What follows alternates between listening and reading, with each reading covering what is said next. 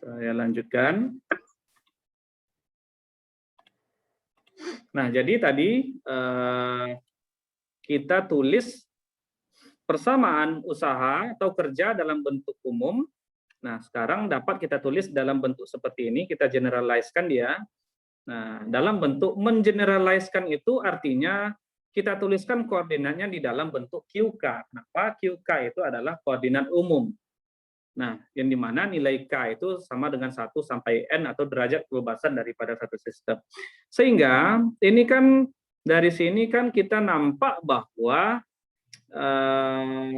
ini adalah displacement del QK, delta QK. Delta QK ini displacement, perpindahan.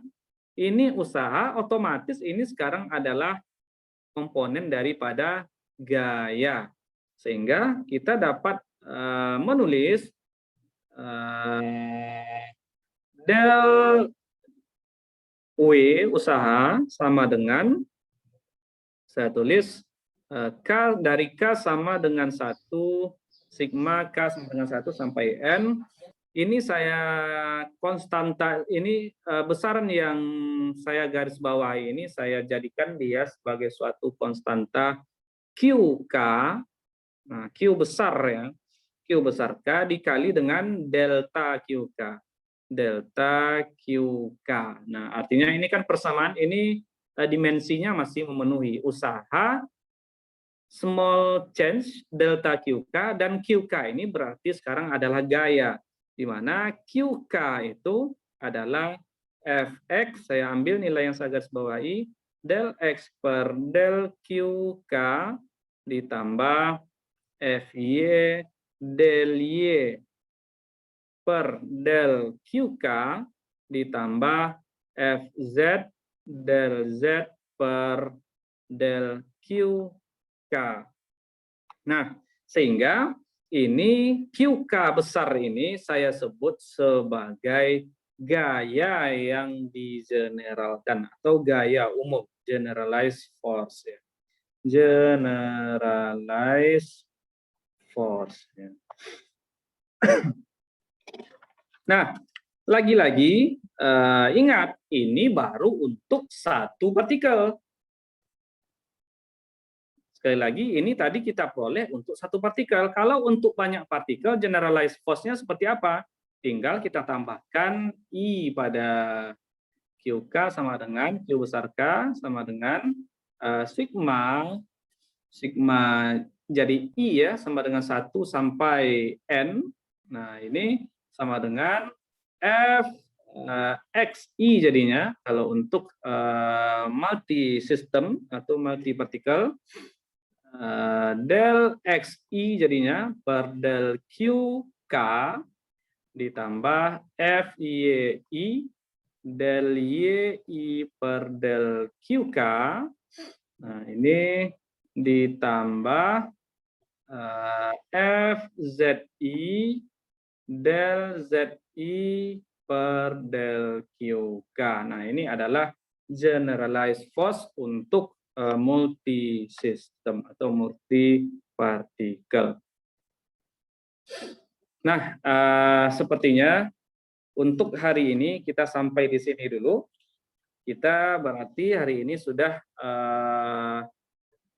membuat pernyataan penting untuk perumusan Lagrange, yaitu diantaranya ada koordinat umum, ada perpindahan koordinat. Tadi kita lihat untuk satu partikel, koordinat untuk satu partikel dan koordinat untuk banyak partikel atau sistem, kemudian perpindahannya juga.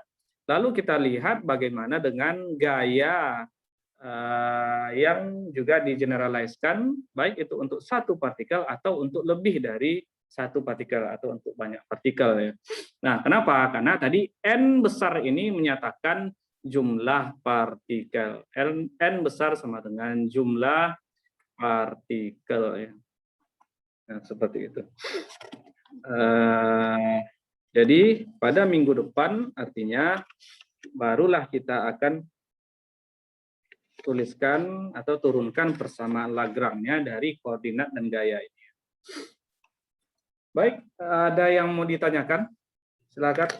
Ini kalau silakan diaktifkan lagi kameranya. Saya masing-masing. Jadi saya yakin tidak hanya teman-teman ya, saya kadang membaca ini, kalau membaca konsepnya ini malas ya. Kalau kita pikir mending kita langsung langsung menggunakan persamaan Lagrange, langsung kita bahas-bahas soal. Tetapi tidak seperti itu, semestinya ya kita mau tidak mau harus kita pelajari dulu bagaimana proses mendapatkan persamaan Lagrange ini. Setidaknya nanti minimal ada 3 pertemuan kita untuk membahas pembahasan soal tentang Lagrange dan Hamiltonian ya. Karena intinya di classical mechanics ini ya, di separuh semester ini biasanya ya Lagrange dan Hamiltonian ya. Sekaligus nanti kita lihat fungsi-fungsinya. Silakan kalau ada masukan,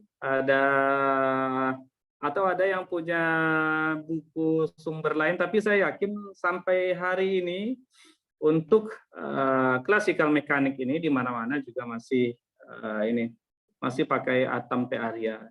Ada juga pakai buku lain, saya pernah pakai buku lain, tapi sepertinya lebih sulit ya, lebih sulit dan lebih banyak notasi-notasi atau simbol-simbol aneh di sana. Kalau di sini ada pun simbol aneh atau yang baru, tapi tidak terlalu banyak. Masih di dalam skop yang pernah kita pelajari sebelumnya. Dan saya yakin teman-teman dulu ketika S1 Classical Mechanics pasti juga menggunakan buku Atam P. Arya ini.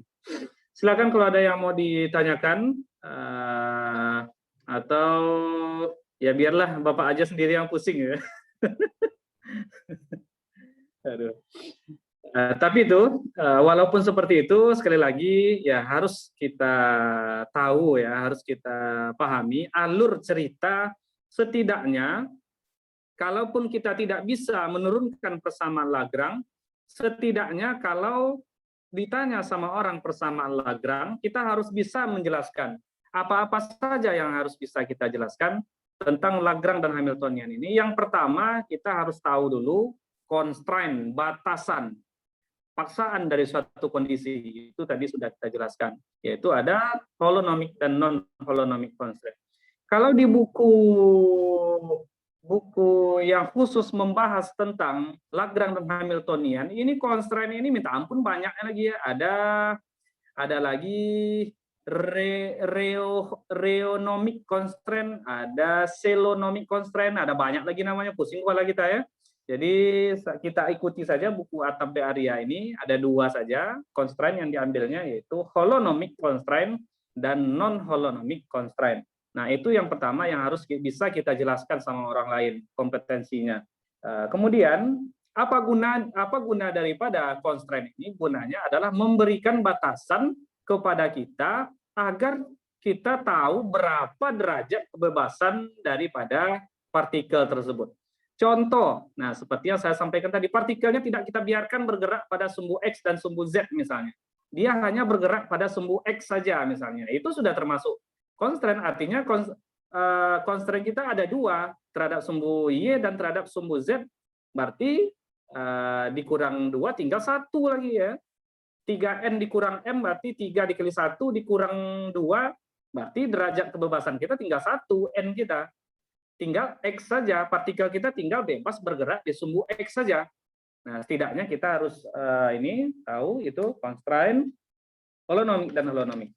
Kemudian yang kedua, tadi kita sudah melihat bahwa untuk Lagrange dan Hamiltonian ini ternyata kita harus mengeneralkan koordinat terlebih dahulu. Cara mengeneralkan koordinat ini sebelumnya kita menggunakan koordinat Kartesian, khusus Kartesian, X, Y, Z saja. Ternyata di sini X, Y, Z itu kita buat sebagai fungsi QK, di mana QK ini menyatakan generalize atau general atau umum, koordinat umum daripada suatu sistem. Artinya X, Y, Z kita nyatakan di dalam fungsi QK, di mana K itu nilainya 1 sampai N. Nah, N itu adalah derajat kebebasannya. itu adalah koordinat umumnya. Bagaimana dengan perpindahannya jika partikel tersebut berpindah posisi? Jika dia berpindah posisi, maka perpindahannya, displacement-nya itu tadi sudah kita rumuskan, delta X, delta Y, dan delta Z. Atau kalau dia untuk banyak partikel, delta XI, delta YI, dan delta ZI. Nah, seperti itu. Itu berarti sudah 4. Yang kelima, yang kita rumuskan juga adalah seperti apa gaya yang bekerja pada benda itu. Otomatis kalau koordinatnya menjadi general, menjadi umum, tentu gaya juga akan menjadi general. Jadi cara mendapatkan generalized force itu adalah dari konsep usaha. Nah, kenapa? Kok kita menggunakan konsep usaha untuk memperoleh generalized force atau gaya umum? Karena dari persamaan usaha ada posisi. Nah, kenapa? Karena tadi sebelumnya kan kita sudah mendapatkan posisi umum, koordinat umum. Kita pakai yang berhubungan dengan gaya adalah dari konsep usaha, yaitu W sama dengan F.dr. Ya. Usaha adalah integral dari gaya terhadap kurvanya dr. Nah, di mana tadi kita memperoleh gaya umum yaitu Q besar K yang nilainya Fx del X per del QK ditambah Fy, nah begitu seterusnya sampai Fz. Kalau dia multi partikel atau sistem, nah, dia tinggal kita X-nya kita tambahkan I-nya saja. Nah itu hari ini kita cukup sampai di situ dulu bahasan kita.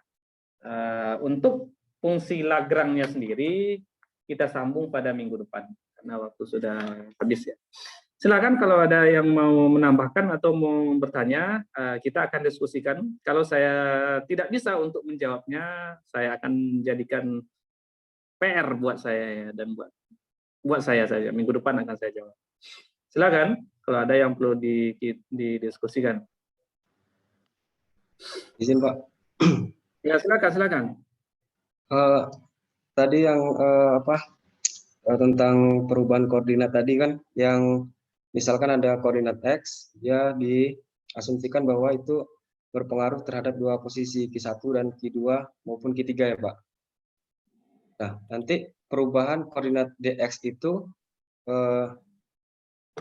do X per do Q1 dikali do Q1. Nah, itu sepertinya agak kurang Bapak jelaskan di situ tadi. Bagaimana bisa mendapat, nah ya Pak. Bentar, oke. Bentar ya. Nah, jadi di sini perpindahan, sebentar kalau saya ambil dari buku ini tadi.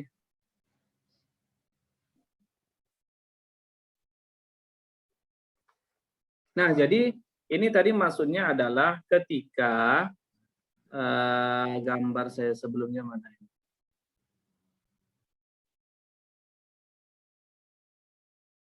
Nah, jadi ketika suatu posisi X itu, ini kita del XI ya, kalau del X, oke ini ya del X ya. Jadi sebelumnya, nah jadi seperti ini. Ketika posisi suatu benda, misalkan koordinatnya adalah di sini Q1, contoh ya, bisa saja QK ya, terserah. Dia berubah sedikit posisinya, ini kita ingin mengambil perubahan posisi itu. Contoh QK ini berubah ke sini. Berubah ke sini, tentu perubahannya ini,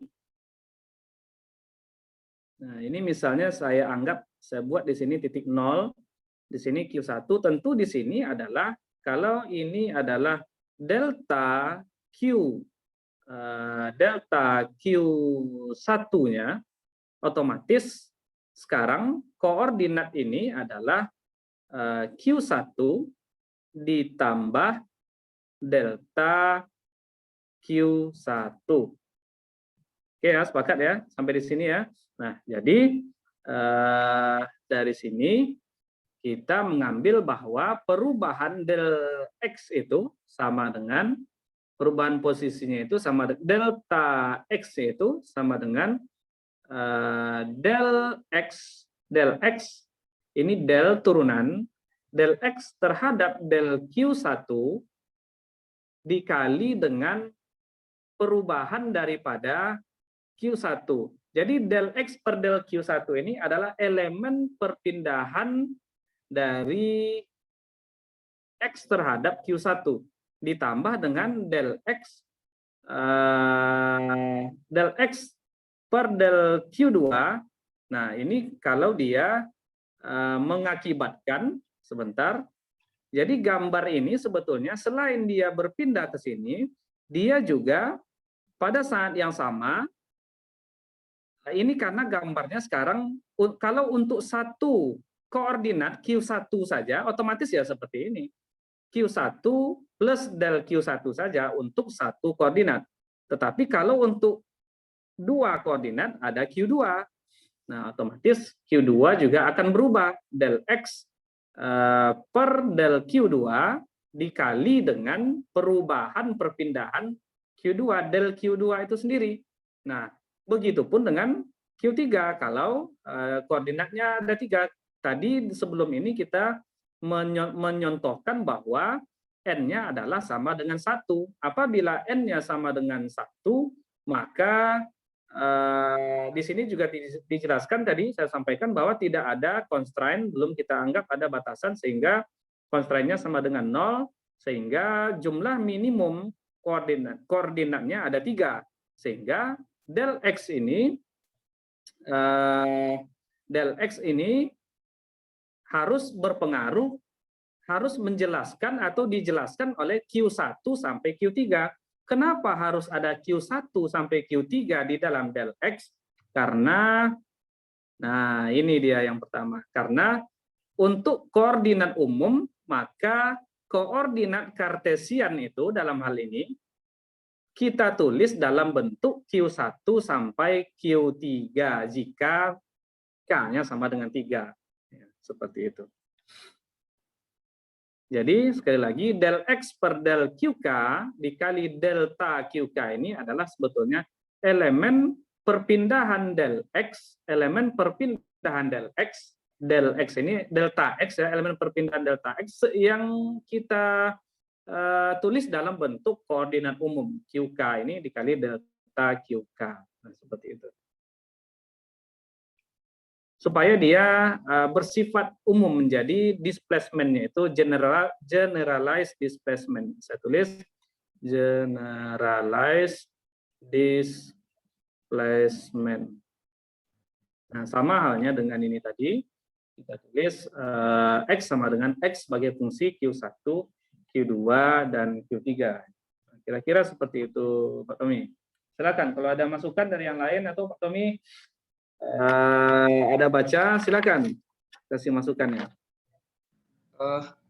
Tadi berarti untuk X ini tadi koordinat awal ya Pak, koordinat tinjauan kita, kemudian pas diasumsikan ke DX berarti koordinat dari X itu mengalami perubahan ya Pak? Iya. Koordinat awalnya adalah X, lalu dia berubah sebesar delta X. Delta X itu adalah besarnya perubahannya. Oke, kita asumsikan bahwa dia berubah terhadap tinjauan posisi, kemudian tadi disamadengankan dengan aturan turunan ya Pak tadi ya, kan do X per do Q1 dikali do Q1 sendiri. Bisa tidak Pak ini diselesaikan dengan aturan turunan itu sendiri, karena ini memang konsepnya kan kita menyamakan perubahan itu dengan konsep turunan itu sendiri. Misalnya kita mempunyai koordinat X, kemudian itu kita samakan dengan fungsi Fx. Nah, jadi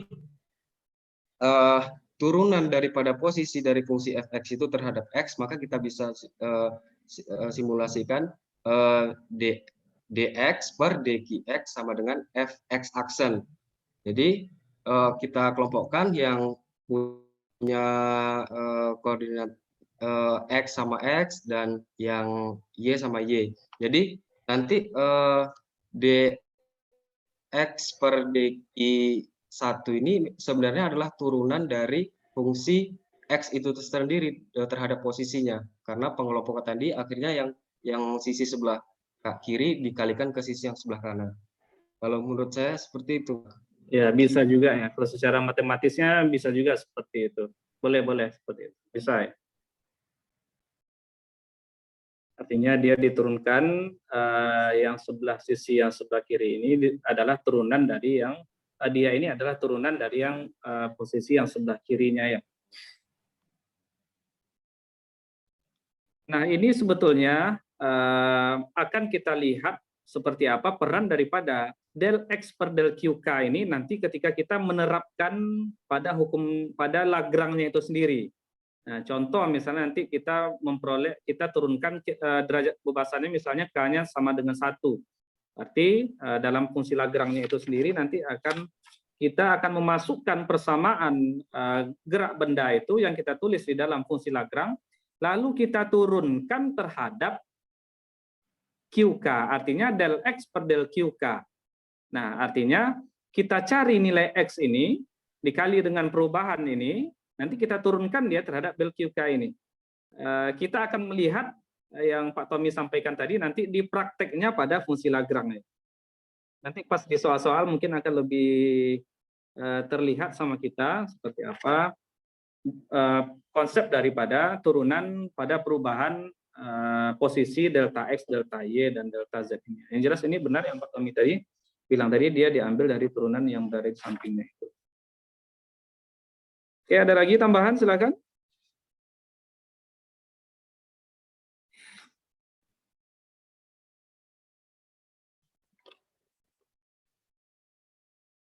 Sementara cukup dulu, Pak.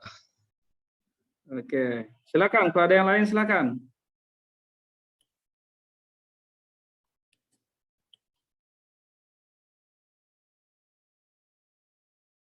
Nah, jadi di sini saya ingin menyampaikan bahwa jangan bingung ketika kita melihat ada Q1, Q2, delta Q1, delta Q2. Ini semuanya dapat kita bahasakan sebagai koordinat sekarang. Sama dengan X, Y, Z. Koordinat Q1, Q2 itu juga koordinat.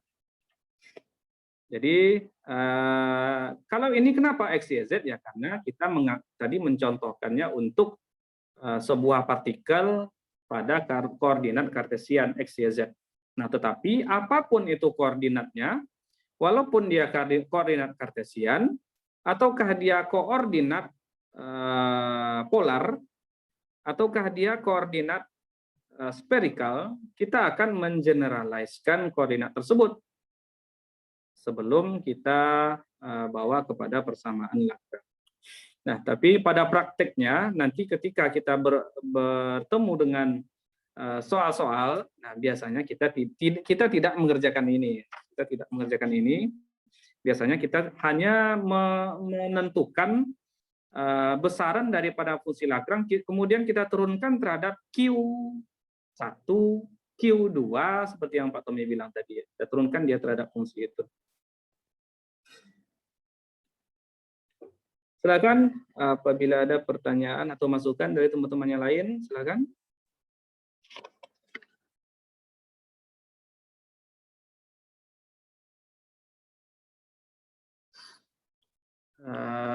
Nah, kalau tidak ada, jadi ini insya Allah pada minggu depan kalau bisa kita kejar, kita agak push sedikit Lagrange sampai ke Hamiltoniannya ya. Sehingga minggu depannya lagi kita sudah bisa masuk ke penerapan dan penurunan soal-soal yang dapat kita selesaikan menggunakan konsep Lagrange dan Hamiltonian tersebut, ya. Di mana problem-problem tersebut nanti kita akan lihat bahwa sangat sulit jika kita kerjakan menggunakan konsep hukum Newton. Nah, itu saja yang dapat saya sampaikan. Kalau tidak ada pertanyaan, saya ambil dokumentasi dulu. Karena ini ada satu yang tidak bergabung ya. Ya.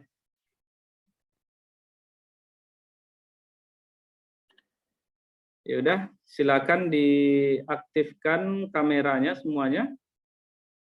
Kita ambil foto untuk dokumentasi perkuliahan kita. 1, 2, 3. Oke, sekali lagi sebentar. Sebentar, 1, 2. Bu Lira mati lagi nih. Oke, 1, 2, 3. Ya udah, itu saja yang dapat saya